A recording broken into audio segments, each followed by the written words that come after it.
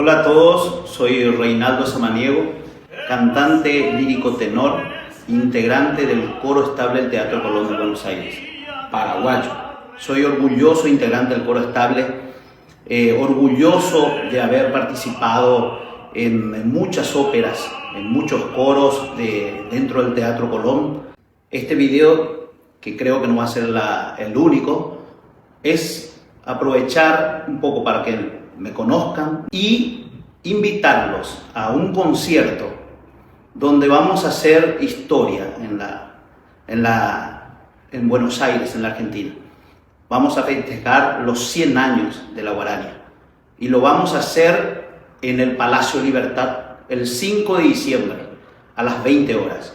Esperamos que nos acompañen, sobre todo para volver a nuestra patria por un ratito y para que el argentino también sepa de nuestra calidad y de nuestra música.